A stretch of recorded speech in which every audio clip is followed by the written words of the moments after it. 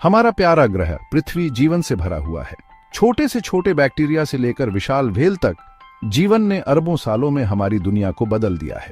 ये बदलाव की प्रक्रिया एक साधारण लेकिन पावरफुल मैकेनिज्म से चलती है, जिसे हम इवोल्यूशन कहते हैं। ये एक ग्रैंड कहानी है, एडेप्टेशन, सर्वाइवल और नई स्पीसीज के इमर्जेंस की एक एपिक गाथा। धरती पे जीवन के इनक्रेडिबल जर्नी को समझने की है एवोल्यूशन। सोचिए, अरबों साल पहले हमारी धरती कैसी थी। महाद्वीप अलग थे, एटमॉस्फेयर भी आज जैसा नहीं था, और लाइफ जैसा कि हम जानते हैं अभी शुरू भी नहीं हुई थी। जीवन के पहले संकेत सिंपल सिंगल सेल्ड ऑर्गेनिजम्स थे। समय के साथ ये ऑर्गेनिजम्स बदले और डाइवर्सिफाई हुए और अंततः सभी पौधों, जानवरों और सूक्ष्म जीवों को जन्म दिया जो आज हम देखते हैं। यह इनक्रेडिबल ट्रांसफॉर्मेशन कोई अचानक घटना नहीं थी, बल्कि अनगिनत जनरेशंस में बदलाव की एक ग्रेजुअल प्रोसेस थी।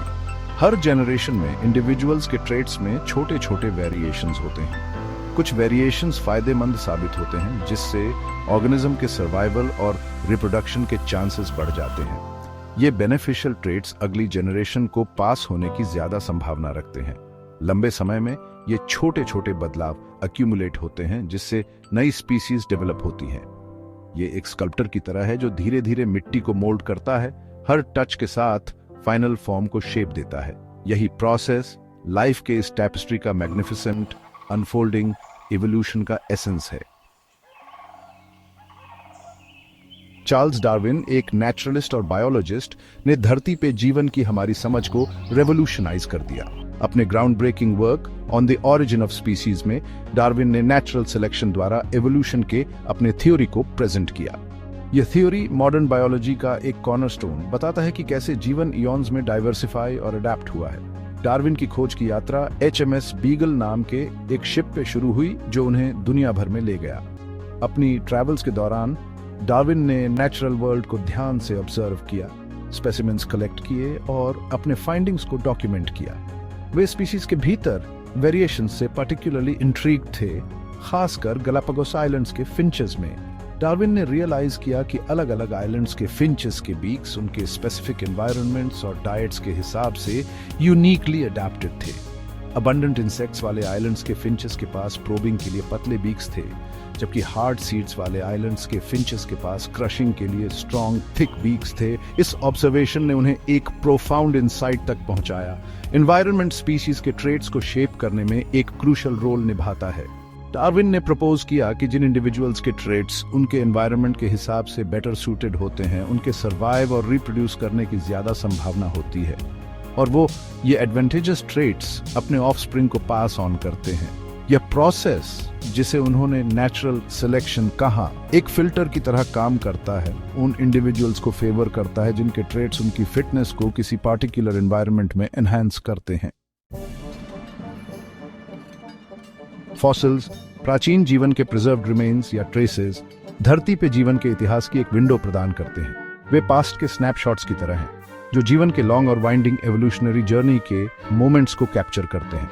रॉक की लेयर्स में एम्बेडेड ये रेमनेंट्स बदलाव, एडेप्टेशन और एक्सटिंक्शन की एक कंपेलिंग स्टोरी बताते हैं। इमेजिन कीजिए, एक डायनासोर के फॉसिलाइज्ड स्केलेटन को अनर्थ करना। उसकी मैसिव बोन्स आज जीवित किसी भी चीज से अलग एक क्रीचर की ओर इशारा करती है। या सेडिमेंट्री रॉक में लाखों सालों से प्रिजर्व्ड एक फर्न फ्रॉन्ट के डेलिकेट इम्प्रिंट के बारे में सोचिए। प्रत्येक फॉसिल एवोल्यूशन की पावर का एक टेस्टमेंट है, जो हमारे प्लैनेट पे कभी थ्राइव करने वाले जीवन के इनक्रेडिबल डाइवर्सिटी को रिवील करता है। फॉसिल्स को स्टडी करके साइंटिस्ट समय के साथ ऑर्गेनिजम्स के लिनेज को ट्रेस कर सकते हैं, अलग अलग स्पीसीज के बीच एवोल्यूशनरी रिलेशनशिप्स को पीस टुगेदर कर सकते हैं। उदाहरण के लिए, fossil evidence land dwelling mammals से व्हेल्स में ग्रेजुअल ट्रांजिशन को दिखाता है, उन रिमार्केबल एडेप्टेशंस को हाईलाइट करता है जिसने इन क्रीचर्स को ओशंस को कॉन्कर करने की अनुमति दी। फॉसिल रिकॉर्ड लाइफ के हिस्ट्री का एक कंप्लीट क्रॉनिकल नहीं है, क्योंकि फॉसिलाइजेशन एक रेयर ऑकरेंस है। हालांकि अपने गैप्स के बावजूद फॉसिल रिकॉर्ड धरती पे जीवन के इवोल्यूशन में इनवैल्यूएबल इंसाइट्स प्रदान करता है। यह पास्ट का एक टैंजिबल रिकॉर्ड है, जो मॉडर्न ऑर्गेनिजम्स के एंसेस्टर्स को रिवील करता है और समय के साथ जीवन के इनक्रेडिबल जर्नी को डॉक्यूमेंट करता है। एवोल्यूशन पास्ट तक सीमित प्रोसेस नहीं है, यह एक ऑनगोइंग गाथा है, एक कहानी जो अभी भी लिखी जा रही है। जैसे जैसे एनवायरनमेंट्स बदलते हैं और नई चैलेंजेस आती हैं, जीवन अडेप्ट और डाइवर्सिफाई होता रहता है। नेचुरल सिलेक्शन के फोर्सेस हमेशा मौजूद रहते हैं, जनरेशंस में पॉपुलेशंस के ट्रेट्स को शेप करते हैं। बैक्टीरिया में एंटीबायोटिक रेजिस्टेंस के डेवलपमेंट के बारे में सोचिए। एंटीबायोटिक्स के कांटेक्ट में आने पर जिन बैक्टीरिया में रेजिस्टेंस प्रदान करने वाले म्यूटेशंस होते हैं, उनके सर्वाइव और रिप्रोड्यूस होने की ज़्यादा संभावना होती है। समय के साथ इससे एंटीबायोटिक रेजिस्टेंट स्ट्रेन्स का इमर्जेंस होता है, जो ह्यूमन हेल्थ के लिए सिग्निफिकेंट चैलेंजेस पैदा करता है। एंटीबायोटिक रेजिस्टेंस का एवोल्यूशन एक स्टार्क रिमाइंडर है कि एवोल्यूशन एक स्टैटिक प्रोसेस नहीं है।